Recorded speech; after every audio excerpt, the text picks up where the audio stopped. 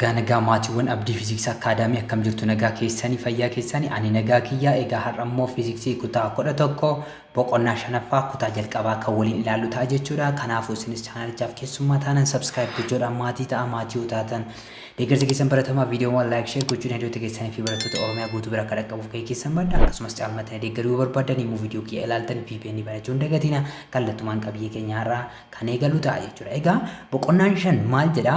Heat conduction and calorimetry jedha jechuudha. Egaa heat conduction jechuun maal jechuudha? Yaa'iinsa yookiin immoo daddarbiinsa ho'aa akka jechuuti jechuudha. Calorimetry kan jedhu kun immoo safara ho'aati. Egaa metri jechuun wantoota fiiziksii keessatti metri kan jedhu kun inni jira jechuudha. Metri jechuun safara jechuudha. Egaa calorie jechuun immoo energy yookiin ho'aa akka jechuuti. So qabiyyeewwan kana ilaalla jechuudha. Akkaataa daddarbiinsa ho'aa yookiin immoo yaa'iinsa ho'aa fi calorimetry boqonnaa kana jalatti yookiin boqonnaa 5 jalatti kan ilaallu ta'a jechuudha. Egaa boqonnaan 5 kun kan of keessatti qabatee jiru jalqaba irratti 5.1 the concept of heat. Hiika maaliiti jechuudha? Hiika ho'aa. Ho'i maal inni? Hariiroon temperature wajjin qabu maal inni? Ho'ii fi temperature garaagarummaan isaanii maal inni? Kan jedhu kana kutaa kana keessatti ilaalla jechuudha. 5.2 heat transfer mechanisms. Maloota daddarbiinsa ho'aa ilaalla jechuudha. Egaa maloota daddarbiinsa ho'aa kana kutaalee gara gadiirraa kaatanii irra deddeebitanii ilaaltaniitu jechuudha. Maloota ijoo ta'an sadiitu jiru. Maloota kanneen tokko tokko ni ilaalla jechuudha 5.2 keessatti. And 5.3 heat capacity and specific heat capacity.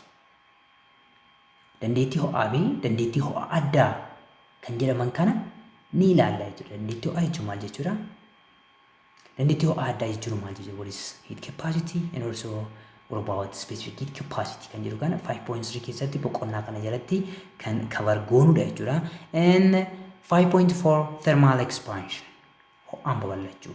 Egaa qabiyyee kana ni beektu wantoonni yommuu ho'a itti dabalamu yookiin immoo yommuu ho'an ni babal'atu jechuudha. Ho'aan babal'achuun kun maal akka ta'e 5.4 jalatti ilaalla jechuudha. 5.5 change of phase jijjiirama faalkaalee. Egaa faalkaalee kan jennu faalkaaleen ijoo ta'an sadiitu jiru. Jajjaboo, dhangala'oo, gaasii. So sababa ho'aatiin taatee ho'aa keessaa inni tokko change of phase dha jechuudha. Jijjiirama faalkaati.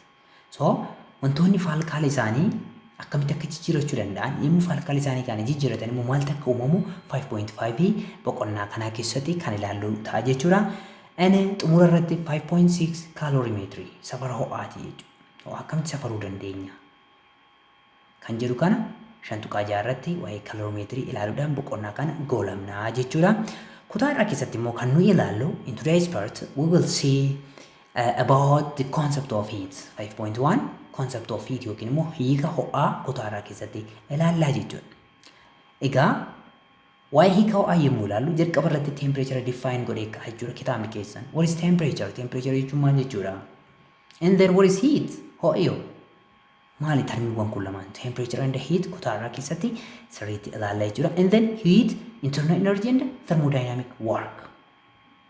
Ho'a, annisaa keessoo akkasuma dalagaa thermodynamicii kan jennu kana hariiroo isaan gidduu jiru hiika isaanii kutaa kana keessatti ilaalla jechuudha. So kallattumaan qabiyyee keenyatti yommuu seennu akka seensaatti egaa boqonnaan maal jedhee jalqaba boqonnaan 5 heat conduction and calorimetry eegaa jiru. So heat conduction kan jennu yookiin immoo daddarbuu kan jennu kun maal akka ta'e gabaabinaan ilaaluuf yaalla jechuudha. Heat conduction refers to the process of transferring thermal energy within a material or between objects in direct contact without any movement of the material itself. Egaa daddarbiinsa ho'aa kan jedhu kun maal ibsa jechuudha?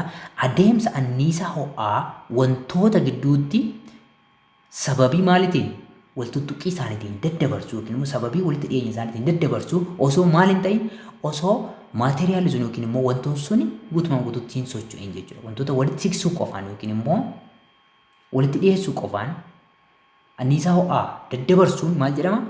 Daddarbiinsa anniisaa ho'aa kan jedhu sana ibsa jechuudha. Kan transfer ta'u anniisichuma malee maateriyaali sun maal hin ta'u hin socho'u jechuudha. Thermal energy plays a crucial role in daily life.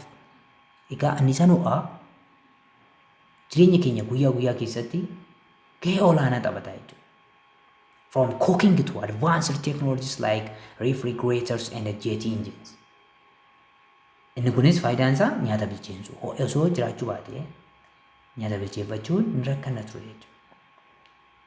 Isa salphaa kanarra hamma teekinooloojiiwwan baay'ee ammayyaa'oo ta'an kanneen akka firiijiiwwanii, jet engines, which rely on heat transfer as fundamental principle of operation. Egaa refrigeratoris, engines, food cookingiin kunis maalirratti hundaa'a jechuudha?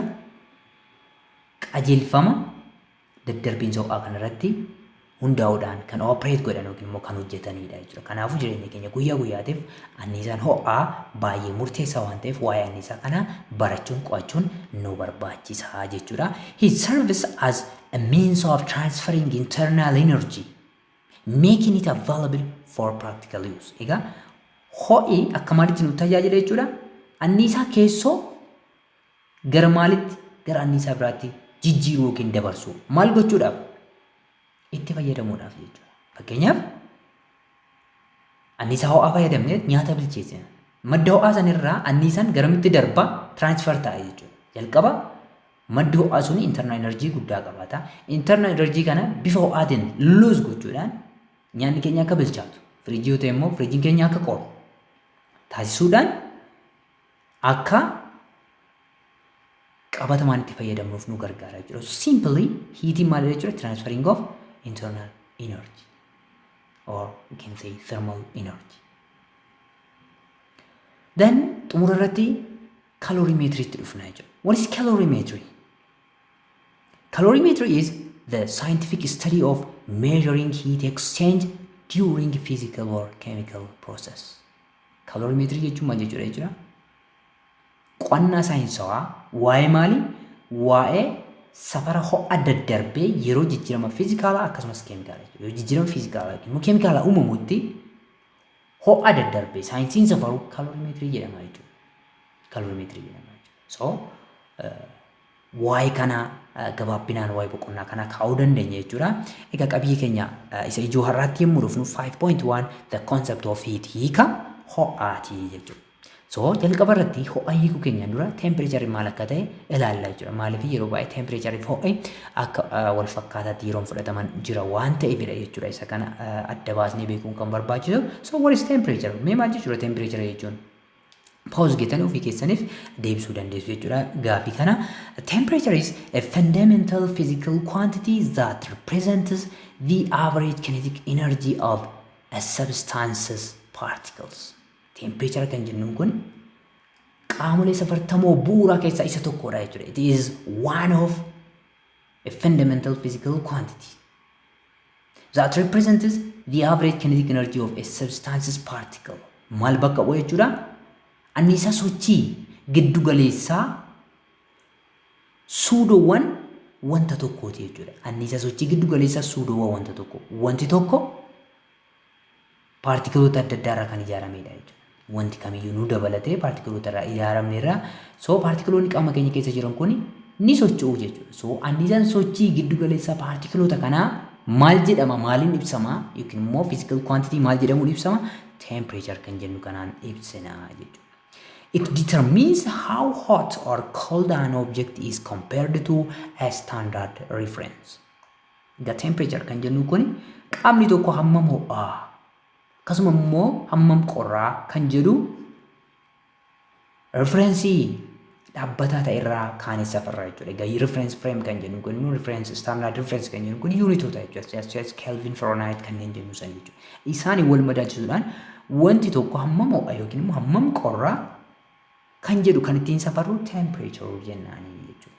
And like it faallaa ho'aatiin which involves energy transfer. Egaa ho'i maal ibsa? Jijjiirama anniisaa ibsa jechuudha. Ho'i jijjiirama anniisaa ibsa.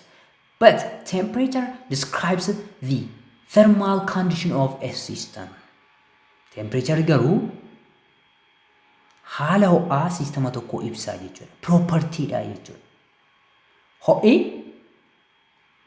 jijjiirama anniisaati. Bifa jijjiirama anniisaatiin argama jechuudha. Temperature garuu property yookiin immoo amala ho'a wanta tokkooti jechuudha. Wanti tokko haalli ho'aasaa maalirratti argama, meeqarratti argama kan jedhu Propertiin ittiin ibsinu temperature jedhama jechuudha. Kanaafuu temperature property qaama tokkooti.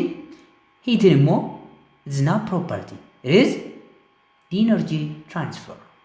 Great. Then what is heat? Ho'i yoo maaliin nama detail yoo ammoo yommuu hiiknu akkamitti kudhaa dandeenya? Heat is a form of energy that creates the sensation of hotness or coldness. Ho'a kan jennu kun gosa anniisaa waa'ee miira ho'aa fi qorrinaa kan uumedha jechuudha. Miira ho'inaa fi qorrinaa. So yaa'insa enerjii waa'ee maalii uumu? Miira ho'inaa fi qorrinaa. Fakkeenyaaf ganama nutti qorra. Yeroo kana maaltu ta'eeti? Yaa'insi anniisaa gosa wayii ni jira jechuudha. Thermal energy kan jennuun kun qaama keenyarra gara naannootti yaa'a jechuudha. Guyyaa immoo nu guba ho'a fiil goona. Yeroo kana ho'i naannoorraa gara qaama keenyatti yaa'aa jiraachuu kan nutti agarsiisu. Egaa sensation kana kan ittiin beeknu gosa anniisaa keessaa heat kan jennuun kanaanidha jechuudha. It represents a change rather than property inherent to an object or system, making it a process variable. Ho'i maal bakka bu'a jechuudha? Jijjiirama anniisaa bakka bu'a jechuudha. Jijjiirama bakka bu'a. Amala qaamni tokko qabaachuu danda'u miti akka temperature jechuudha. Sababa kanaaf a process variable yookiin immoo jijjiirama adeemsaa jennee yookiin immoo variable process yookiin immoo adeemsaa jennee ibsina jechuudha. Jijjiirama maali? Adeemsa. Adeemsa keessatti argachuu dandeenya malee qaamni tokko addatti ho'a process gochuu hin danda'u jechuudha. Heat naturally flows from higher temperature region to a lower temperature region until thermal equilibrium reached. Egaa ho'i uumamaan naannoo temperature olaanaa qaburraa gara naannoo temperature gadaanaa qabutti yaa'a jechuudha. Kunis hamma temperature qaamolee lamaanii wal qixa ta'utti. Thermal equilibrium jechuun wantoota lama yoo qabaanne asitti A fi B yoo qabaanne wal tuqanii jiru yaa jennu. Egaa inni kuni 100 degree Celsius yoo ta'e inni kun immoo 50 degree Celsius yoo ta'e ho'i garamitti yaa'a jechuudha from A to B hamma temperature lamaan isaanii wal qixa ta'utti. Tarii 70 irratti wal qixa ta'uu danda'a, 75 irratti wal qixa ta'uu danda'a jechuudha. Heat is measured energy units such as joules or calories with the SI unit being jechuu. Egaa ho'i anniisaa waan ta'eef unitoota anniisaa kanneen akka juulii fi kalooriitiin safaramaa jechuudha. Inchi wal ta'anu ammoo juuliidha jechuudha. When a hot cup of tea is left in a room, it gradually cools down as heat energy transfers from the tea to the surrounding air. Egaa shaayii ho'aa tokko kutaa tokko keessa yoo keenye shaayiin kun adeemsa keessa qorraatii deema jechuudha. Sababni shaayiin kun qorraa deemuuf adaduma yeroon dabalaa deemuun ho'i shaayii kana keessaa gara naannootti yookiin immoo gara qilleensa naannootti waan yaa'uuf jechuudha. Amma temperature naannoo fi shaayii kana wal qixa ta'utti ho'i shaayirraa gara qilleensa naannootti waan yaa'uuf shaayiin keenya adeemsa keessa maal ta'a deema? Qorraa deema jechuudha. This occurs because heat naturally flows from higher temperature region, which means the tea, to a lower temperature region, in our case the surrounding air, until thermal equilibrium is reached. Egaa akkuma sila jenne sababni kun ta'uuf ho'i uumamaan naannoo temperature olaanaa qaburraa gara naannoo temperature gadaanaa qabutti yaa'a jechuudha. So shaayiin temperature olaanaa qabu ture, qilleensi naannoo immoo temperature gadaanaa qaba. Hamma temperature qilleensaa fi qilleensa naannoo fi shaayii wal qixa ta'utti ho'i yaa'insa isaa itti fufa. Garamitti shaayirraa gara qilleensa naannootti jechuudha. The energy lost by the tea is absorbed by the cooler environment, leading to a gradual decreases in the tea's temperature. Egaa anniisaan shaayiidhaan gallakkifamu kun qilleensa naannootiin xuuxama jechuudha. Inni kun immoo shaayiin adeemsa keessa temperature isaa gadi buusaa akka dhufuuf sababa ta'a jechuudha. In general, when two objects with different temperatures come into thermal contact, energy naturally flows from the hotter object to the cooler one. Walumaa galatti qaamoleen lama temperature isaanii adda adda yoo ta'e akkasuma wal tuqanii yoo jiraatan Anniisaan qaama baay'ee ho'aa ta'e yookiin immoo teempireechara olaanaa qaburraa gara qaama teempireechara gadaanaa qabutti yaa'a jechuudha. Anniisaan yookiin immoo ho'i qaama teempireechara guddaa qaburraa gara qaama teempireechara xiqqaa qabutti kan yaa'u ta'a jechuudha. This spontaneous energy transfer from hotter region to a cooler region is known as heat. Yaa'insi anniisaa naannoo ho'aa irraa gara naannoo qorraatti taasifamu kun ho'a jedhama jechuudha. So gosa anniisaa naannoo ho'aa irraa gara naannoo qorraatti yaa'u maal jennee waamna? Heat yookiin immoo ho'a jennee waamna. Thermal equilibrium is reached when the temperatures of both the tea and the surrounding air become equal. Egaa thermal equilibrium kun kan ta'u yookiin kan bira ga'amu tempereechara shaayii fi tempereechara naannoo yoo wal fakkaataa ta'an. Kana jechuun qaamoleen lama tempereechara isaanii amma wal fakkaataa ta'anitti yookiin immoo yommuu wal fakkaataa ta'an thermal equilibrium kun reached there yookiin immoo bira ga'ameera jennaa jechuudha. At this point energy may still be exchanged between the two regions but there is no heat or there is no net heat transfer. Tuqaa kanarratti energiin wal jijjiiramu jiraachuu danda'a jechuudha. Energiin garuu net heat transferiin thermal equilibrium condition jennu yookiin immoo tuqaa jennu kanarratti hin jiraatu jechuudha. Qaamoleen lama tempereechara wal fakkaataa yoo qabaatan ho'i isaan wal jijjiiran gonkumaa hin jiraatu. Garuu gosa energy biraa exchange gochuu danda'u jechuudha.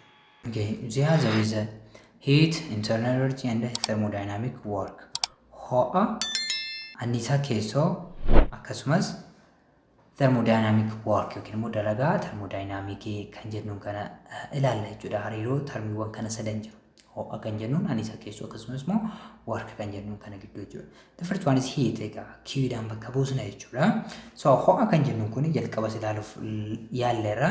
Another aspect of the definition of heat is that a body never contains heat. Egaa akkaataan ho'a itti hiikuu dandeenyu yookiin immoo mala ho'a itti hiikuu dandeenyu keessaa inni biroo maalidha jechuudha. Qaamni tokko ho'a maaliin godhu hin qabaatu jechuudha. Ho'a qaba, ho'a amma kana qaba jechuu hin dandeenyu jechuudha. So akkaataa ho'a itti hiiknu tokko ta'uu danda'a jechuudha inni kun. Qaamni tokko maaliin qabatu? Ho'a hin qabatu jechuudha. Yookiin immoo ho'a amma kana qaba jechuu hin dandeenyu. Tempereechara jechuu dandeenya, ho'a amma kana qaba jechuu garuu hin dandeenyu jechuudha. That is we cannot say stored heat energy. Maal jechuu hin dandeenyu? Anniisaa ho'aa kuufame jechuu hin dandeenyu jechuudha. As we cannot say stored electric current. Akkuma anniisaa yookiin immoo karentii elektirikii kuufame akkuma jechuu hin dandeenye anniisaa ho'aa kuufame jechuus hin dandeenyu jechuudha. Anniisaan yookiin immoo ho'i anniisaa yaa'insaan jiraatudha yookiin immoo jijjiiramuudhaan jiraatudha jechuudha. It is not something you get it sitting down. Egaa ho'i wanta tokkorra kan taa'u miti jechuudha. Kan taa'u miti jechuudha. So what is it? It can be identified only as it crosses a boundary. Egaa kan adda baamu yommuu daangaa ce'udha jechuudha. Qaama tokkorraa qaama biraatti yommuu ce'u qofadha adda baasuu yookiin jiraachuusaa kan beeknu jechuudha. Then what is internal energy? It represented by U. Egaa Utiin kan bakka buufamudha jechuudha. Internal energy kan jennu kun when an object is heated qaamni tokko yommuu ho'u temperature isaa yommuu ol kaasu jechuudha. Yommuu ho'u its temperature rises. Temperature isaa ol ka'a. Since the average kinetic energy of its particles increases. Egaa temperature ol ka'e jechuun temperature immoo average kinetic energy particle wanta sanaa safara waan ta'eef average kinetic energy particle qaama sanaa maal ta'eera jechuudha? Dabaleera jechuudha. Yommuu maal ta'u? Yommuu wanti tokko ho'u when an object is heated its temperature rises. Temperature isaa ol ka'a. Temperature ol ka'e jechuun immoo it is the average kinetic energy of its particles will increase. Ni dabala jechuudha. In other words, the energy stored in the substance is increased. Jecha biraatiin egaa average kinetic energy substaansii sanaa dabala jechuun anniisaan wantoota sana keessatti kuufamu maal ta'a? Ni dabala jechuudha. Ni dabala jechuudha. This energy stored in the object is what we call internal energy. Egaa anniisaan wantoota keessatti kuufamu kuni anniisaa keessoo wantaa jennaan jechuudha. Internal energy jennaan jechuudha. Internal energy is the total energy contained within a system due to the motion and interaction of its particles. Annisaa keessoo kan jennu kun annisaa waliigalaa siistama yookiin immoo sirna yookiin qaama tokko keessatti sababa sochii fi sababa interaction yookiin immoo walitti bu'iinsa paartikilootaatiin jiraatudha. Walitti bu'iinsa paartikilootaatiin jiraatu. It includes egaa internal energy kan jennuun kun maal of keessaa qabata? Tokko kinetic energy yookiin immoo annisaa sochii kan jennu san of keessaa. Kinetic energy kun maalirraa dhufa? Due to particle motion. Sochii paartikilootaatiin egaa paartikiloonni wanta tokko itti fufiinsa socho'u. Sochiin kun kinetic energy yookiin immoo annisaa sochii jedhama jechuudha. Egaa sochiin kun translationally ta'uu danda'a. Iddoodhaa iddootti deemu fakkeenyaaf qaama tokko keessa paartikiloonni bifa kanaan yoo jiraatan paartikiliin tokko iddoo kanarraa iddoo kana yoo dhufe translational motion ta'a. Rotational motion jechuun paartikiliin ofirra iddoo jirutti ofirra naanna'uu danda'a jechuudha. Rotational motion jechuun ni dandeenya jechuudha. Vibrational duuba of duratti oliif gadi paartikiliin oliif gadi bifa kanaan yoo hollate vibrational sochiin kun hundi isaaniitu sochiin paartikiloota kun paartikiliin yookiin immoo wantoonni yookiin siistamni kinetic energy akka qabaatu taasisaa jechuudha. The other type of internal energy is potential energy. Potential inni kun immoo due to intermolecular forces between electron and nucleus. Egaa intermolecular force nucleus fi electronota gidduu jiruun annisaan kuufamanii jiraatan. So annisaan kun lamaan annisoonni kinetic energy fi potential energy kun lamaan walitti hidhamanii internal energy qaama tokko murteessu jechuudha. The third one is thermodynamic work. Egaa W yookiin immoo uppercase W dhaan bakka buusna jechuudha. What does it mean? Heat and work are two different ways of transferring energy from one system to another. Egaa lamaan isaanii ho'is dalagaanis maloota garaagaraa enerjii qaama tokkorraa gara qaama biraatti dabarsuudhaaf fayyadanidha jechuudha. Enerjii yookiin annisaa qaama tokkorraa gara qaama biraatti yookiin sirna tokkorraa gara siistama biraatti jijjiiruudhaaf gargaaranidha jechuudha. Maaliif maal ho'ii fi dalagaan jechuudha. Heat is the transfer of thermal energy between systems. Ho'ii jijjiirama annisaa ho'aa qaamolee gidduutti ta'uudha jechuudha. Jijjiirama annisaa ho'aa qaamolee gidduutti ta'u yommuu ta'u, dalagaan immoo it is the transfer of mechanical energy between two systems. Dalagaan immoo jijjiirama annisaa makaanikaalaa qaamolee yookiin immoo siistama yookiin sirna lama gidduutti taasifamudha jechuudha. It is the transfer of thermal energy between two systems. Work is the transfer of mechanical energy between two systems.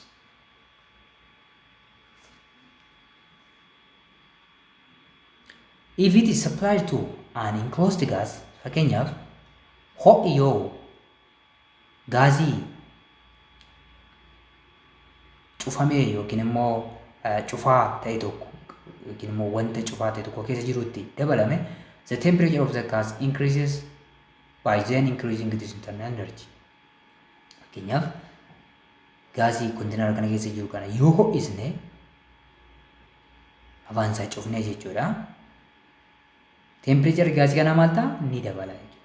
Temperature gaazii dabala jechuun gama biraatiin annisaan sochii paartikiloota wantoo dabaleera yookiin gaazii kana dabaleera jechuudha. Kanaafuu annisaan keessoo dabale jechuun annisaan sochii dabale jechuun internal energy yookiin immoo annisaan keessoo gaazii sanaa dabaleera jechuudha. If the gas is closed by movable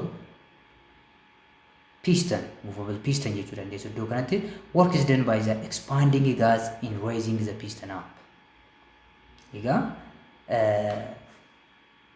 gaazin yoo movable piston yookiin immoo pistonii socho'uu danda'u movable piston jechuu dandeessu iddoo kanatti. Movable piston work is done by the expanding gas in raising the piston up. Egaa wanta kana yoo ho'isne kontiinara kana yoo ho'isne madda ho'aas keenya jechuudha. Temperature gaazii kana ni dabala. Temperature gaazii dabale jechuun kinetic energy paartikiloota kana dabaleera jechuudha. Yeroo kana internal energy dabale. Internal energy yommuu dabalu kana dalagaan maal godha jechuudha? Gaasiidhaan maal irratti dalagama? Piston irratti dalagama. Pistoniin kun ol deema jechuudha. Kanaafuu pistoniin kun jalqaba iddoo kana ture sababa ho'itti dabalameef pistoniin kun sarara kanarraa ka'ee eessa ga'e dhufee iddoo kana ga'e. Distaansii amma ta'e deeme jechuudha. So Dalagaa jechuun humni dalagaa'ee kallattii humnaatiin yookiin immoo kallattii komponentii humnaatiin displacementiiin wayii yoo socho'amedha dalagaan kan dalagaa'u. So displacementiin kun deemamee jira jechuudha. Displacementiin kana kan deemee eenyudha? Pistaniidha jechuudha. Thermodynamic work refers to the energy transferred between a system and its surroundings when a force is applied, causing displacement. Egaa thermodynamic work kan jennuun anniisaa sirnaa fi naannoo gidduutti daddarbe sababa maaliitiin yommuu humni dalagaa. Humni kun eenyuun dalagaa jechuudha? Siistamaan ta'uu danda'a, naannoodhaan ta'uu danda'a jechuudha. Humni dalagaa kun immoo maal yoo uumedha jechuudha? Displacement. Naannoo kana ture pistaniin displacement isa kana deemedha jechuudha. Yeroo kana thermodynamic workiin dalagameera yookiin immoo hojjetameera jenna jechuudha. Hojiin thermodynamicii hojjetameera yookiin dalagaan thermodynamicii dalagameera jenna jechuudha. Thus the heat supplied is converted partly into internal energy and partly into work. Yeroo kanatti ho'i nuyi wantoota daballee muraasni isaa gara dalagaa makaanikaalatti jijjiirama, muraasni isaa immoo gara anniisaa keessatti jijjiirama jechuudha. Ho'i nuyi wantoonni kun ho'eeti jechuudha. Kan akkana ta'e jalqaba wantoota kana hin ho'isne erga ho'een booda anniisaa ho'aa kun gara internal enerjiitti, inni kun immoo gara work daniitti jijjiirama jechuudha. We can also increase the internal energy of the gas by pushing the piston down and compressing the gas. Akkuma biraatiin immoo internal energy yookiin immoo anniisaa keessoo gaasota kana dabaluu kan dandeenyu pistanii kana alarraa gadi dhiibuudhaanis gaasii kompirees gochuun yookiin walitti summuudhaan dabaluu dandeenya jechuudha. Garuu nuyi kan maal ilaalaa jirra? Kan ho'aatiin ilaaluu barbaanne waan ta'eef jechuudha. The relationship between heat, internal energy, and work is described by the first law of thermodynamics. Egaa seeronni thermodynamicsii kanneen jedhaman jiru jechuudha. Isaan kana keessaa hariiroo ho'aa anniisaa keessoo fi work yookiin thermodynamic workii kana kan ibsu seera thermodynamicii isa tokkoffaadha jechuudha. Seerri kun maal jedhaa? Bifa formulaatiin gabaabsinee yoo kennu the change in internal energy equals heat minus work done. Bifa kanaan keenya jechuudha. Isa kana ibsaa jechuudha. Egaa formulaatiin keenya jechuudha ni gabaabsine. Egaa inni kun change in internal energy dha. Delta yoon kun jechuudha. Which represents the total energy change within a system. Q is heat. It is the energy transferred due to temperature difference. Anniisaa sababa garaagarummaa temperatureaatiin daddarbuudha jechuudha. And W or work is the energy transferred due to a force applied over a distance. Sababa humni dalagaa tokko distaansii ta'e qaama tokko dhaqqabse yookiin immoo sochooseen anniisaan daddarbu work jennaani jechuudha. How they are related? Egaa hariiroon kun maal fakkaata? Akkamitti walitti firoomu kan jedhu xiqqoo isheen ilaalla jechuudha. Heat and internal energy. What is the relationship between heat and internal energy? Ho'aa fi anniisaa keessoo gidduu hariiroon jiru maali? When it is added to a system, ho'i yoo sistamatti yookiin immoo sirnatti fakkeenyaaf wanti tokko ture yookiin kun sistama keenya yoo jenne ho'a yoo itti daballee ho'i positiividha jechuudha. The internal energy increases. Internal energy ni dabala jechuudha. Yoo ho'i sistamatti yookiin sirnatti dabalame internal energy ni dabala jechuudha. If heat is lost, ho'i immoo yoo gallakkifame maal jenne fakkeenyaaf kun sistama keenya yoo ta'e temperature sistama keenya olaanaa ta'e naannoon immoo temperature gadaanaa yoo qabaate ho'i gara maalitti gallakkifama? Gara naannootti gallakkifama. So ho'i gara naannootti gallakkifame jechuun ho'i sistama maal ta'a? Negatiividha jechuudha. Then the internal energy decreases. Anniisaan keessoo sistama maal ta'a? Ni xiqqaata jechuudha. Kanaafuu ho'i yoo dabalame, ho'i sistamatti yoo dabalame internal energy ni dabala. Ho'i sistamarraa yoo hir'ate yookiin immoo sistamni yookiin sirni ho'a yoo gallakkise anniisaan keessoo ni xiqqaata jechuudha.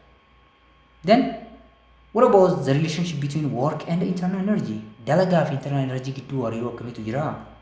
When the system does work on its surroundings, yoo sirni naannoo irratti dalagaa energy is used. Anniisaan maal ta'e itti fayyadamne anniisaa isa keessa jiru fayyadamaa jechuudha. Fakkeenyaaf maal jenneera sila gaasii piistanii qabu tokko bifa kanaan piistanii yoo qabaate ho'a yommuu itti daballu maal ta'e piistanii ol kaasee jechuudha. Kanaafuu siistemni maal godhe dalagaa sarraawundingii isarratti dalagee jechuudha. Kanaafuu dalagaan asitti maalidha? Poozitiivii ta'a jechuudha. Enerjii as keessa jiru kana silaa enerjiin ho'aa asitti dabalame anniisaa keessoo ta'a ture guutumaan guutuutti. Anniisaa keessoo kana qofa ta'e akka hafneef anniisaa keessoo kanarraa anniisaa gallakkisuudhaan yookiin immoo gara workitti jijjiiramuudhaan internal enerjiin akka xiqqaatu taasisa jechuudha. Kanaafuu yemmuu sirni naannoo isaa irratti dalagaa dalagu internal energy maal ta'a? Ni xiqqaata jechuudha. If work is done if work is done on the system. Yoo dalagaan immoo sirna irratti surroundingiidhaan yookiin immoo naannoodhaan hojjetame workiin yeroo kana negatiivii ta'a jechuudha. Internal energy increases. Amma immoo anniisaan keessoo maal ta'a? Increase ta'a jechuudha. Fakkeenyaaf piistanii kana osoo gadi dhiibne internal energy maal ta'a? Ni dabala jechuudha. So gabaabsii yemmuu keenyu when the system does work on its surroundings, internal energy decreases, and when work is done on the system by the surroundings, internal energy increases jettanii gabaabinaan kaa'uu dandeessu jechuudha. Fakkeenya fudhachuu dandeenya. Consider a gas in a piston. Egaa isuma silaa sana jechuudha. Gaasii pistanii yookiin immoo bootilii pistaniidhaan cufamee jiru tokko yoo fudhanne bifa kanaan jechuudha. If it is supplied, the gas particles move faster, increasing internal energy. Ho'i gaasii kanatti yoo kenname paartikiloonni gaasii kana maal ta'u jechuudha? Saffisaan socho'u jechuudha. Yeroo kana kinetic energiin paartikiloota dabaleera waan ta'eef internal energiin ni dabala jechuudha. If the gas expands and pushes the piston, it does work on the surroundings, reducing internal energy. Yeruma kana immoo gaasiin maal ta'a? Ni babal'ata jechuudha. Babal'achuudhaan pistanii kana maal godha? Kana ol dhiiba. Dura iddoo kana ture naannoo kana jechuudha. Amma pistaniin baay'ee iddoo kana ga'eera sababa ho'itti dabalameef jechuudha. Yeroo kana naannoo irratti dalaga. Maaltu? Gaasiin jechuudha yookiin siistamni. Kun immoo internal energiin akka maal ta'u akka xiqqaatu taasisa jechuudha. Maaliif internal energy asitti guddate kana sababa ho'aatiin guddate kana fayyadamuudhaan dalaga waan ta'eef pistanii kana ol dhiiba waan ta'eef jechuudha. If the piston compresses the gas, pistaniin yoo gaasii gadi dhiibe fakkeenyaaf humna fayyadamne pistanii kana yoo gadi dhiibne gaasii compress yoo godhe work is done on the gas. Yeroo kana immoo sababa naannootiin yookiin immoo surroundingiidhaan dalagaan maal irratti dalagaa? Gaasii irratti dalagaa jechuudha. Yeroo kana immoo maaltu dabala? Increasing internal energy. Internal energy gaasii ni dabala jechuudha. Thus, internal energy is influenced by both heat transfer and work done. Kanaafuu internal energy ho'a daddarbuunis akkasumas dalagaa'uunis maal ta'a jechuudha? Dhiibbaan irratti gaggeeffamu yookiin immoo isaan lamaan irratti hundaa'a jechuudha. Internal energy depends on both heat transfer and work done. With energy conserved within the system. Kuni maaliif jechuudha? Anniisaan siistama keessatti siistama cufaadhaaf conserved yookiin immoo gitaa'aa waan ta'eef jechuudha. Egaa walumaa galatti kutaa irraatiif qabadde kana isiniif dhiyaadde isa kana fakkaata jechuudha. Kutaa itti aanu keessatti review questions 5.1 akkasumas some past UEE Ethiopian Ethiopian University entrance examination kan baroota darbanii keessattuu kan bara 2010 asiiti kan waliin ilaalu ta'a jechuudha. Kanaafuu isinis amma maatii chaanalicha subscribe godhin jirtu sana subscribe gochuudhaan maatii ta'a. Maatii yoo ta'an viidiyoo wal like share gochuun nuti keessaniif barsiisuu guutuu akka dhaqabu keessan baadha. Akkasumas caalmatti deeggaruu barbaadan immoo viidiyoo kee ilaaltan VPN banachuun dagatina. Maatii barnootaa garaagaraa argachuu barbaadan immoo chaanal telegiraama keenyaa P6 Academy join gochuun dagatina. Qabiyyee itti aanu kana mul'atu arginutti fayyaa nagaa naaf ta'a barnoota gaarii.